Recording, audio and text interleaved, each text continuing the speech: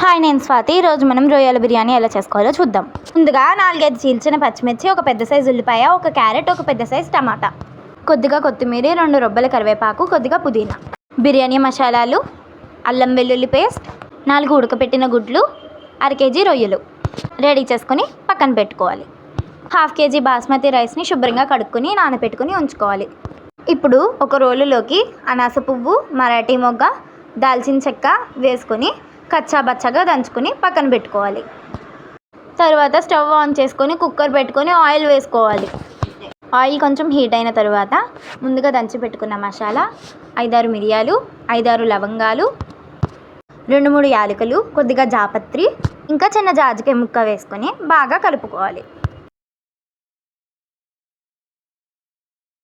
మసాలాలు కొంచెం వేగిన తర్వాత మనం ముందుగా కట్ చేసి పెట్టుకున్న పెద్ద సైజు ఉల్లిపాయ, 5-6 చీల్చిన పచ్చిమిర్చి, 2 రెబ్బల కరివేపాకు వేసుకొని బాగా కలుపుకొని వేగనివ్వాలి.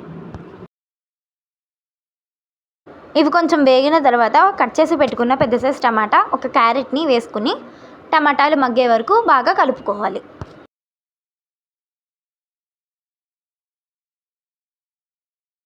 గ్రేవీ బాగా వేగిన తర్వాత క్లీన్ చేసి పెట్టుకున్న రొయ్యలు, 1/2 స్పూన్ పసుపు, కొద్దిగా ఉప్పు వేసుకొని బాగా కలుపుకోవాలి.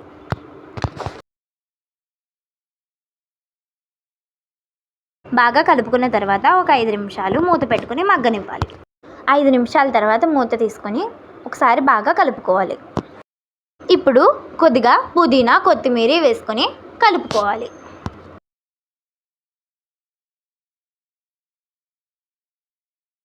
ఇవి బాగా మగ్గిన తర్వాత 2 స్పూన్ల కారం, 1 స్పూన్ జీలకర్ర పొడి, 1 స్పూన్ ధనియాల పొడి వేసుకొని బాగా కలుపుకోవాలి.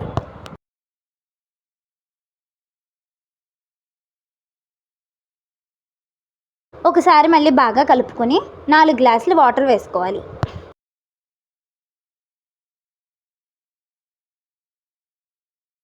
వాటర్ వేసుకున్న తర్వాత నానబెట్టుకున్న 2 గ్లాసులు బాస్మతి రైస్ని వేసుకొని బాగా కలుపుకోవాలి.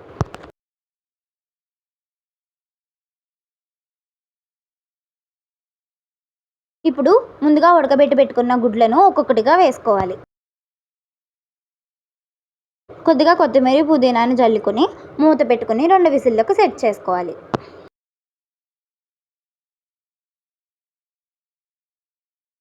రెండు విజిల్ వచ్చిన తర్వాత స్టవ్ ఆఫ్ చేసి కుక్కర్ని కొంచెం సేపు చల్లారనివ్వాలి.